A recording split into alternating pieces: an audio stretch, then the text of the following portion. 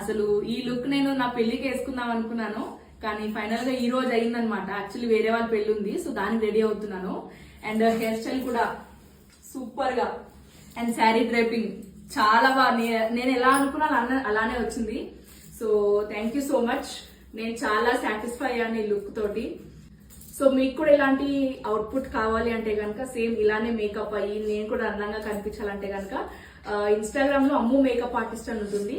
So తనని contact అవుతే మీరు కూడా ఇలా రెడీ అవ్వచ్చు. So thank you so much అక్క. Thank you.